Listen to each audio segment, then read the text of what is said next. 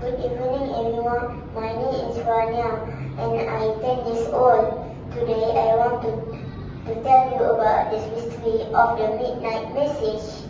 It all started on a quiet Friday night. 12 years old Aidan was shut down his laptop when his touch popped up at it.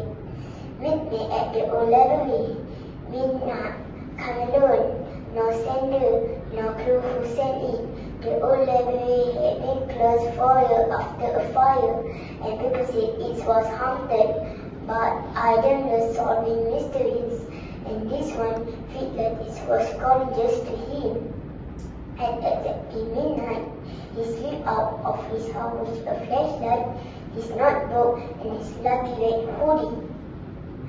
The street was silent, and the one was hyper, like he know something he died. When Aidan reached the library, the rusty gate pitched open. Inside, the building was dark and dusty, with shelves full of forgotten books. That when it happened, a book fell off a shelf by itself. He turned and saw glowing footprints, small and barefoot, leading deeper inside. He followed them. In the shopping section, floating above the ground, was a girl around his age. She wore silver robes and her sparkling like stars. "You came," she said softly. "You're the first." "First what?" Aidan asked. "The first to answer the call," she said. "Stories are displayed when someone is absent them.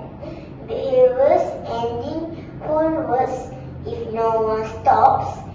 Its book will turn blank forever. The girl's name is Lyra."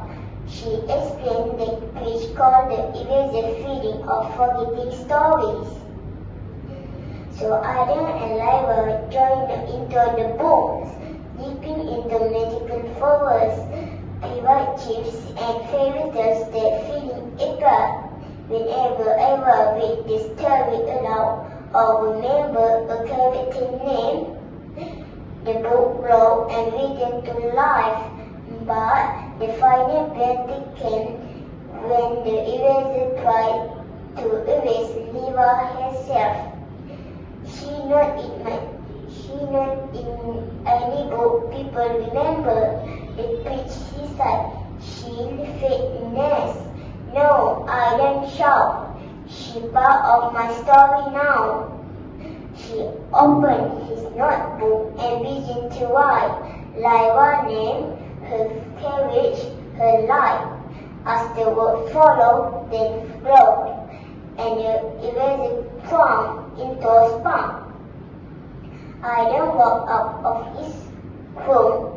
The notebook was still there, filled with adventure, and on the first page, write a glowing blue ink. "Thank you for your memory. Keep the story alive." The moral of the story: every person matters. When we listen, we remember, and we care. We protect more than words. We protect the heart of imaging and connection. Thank you.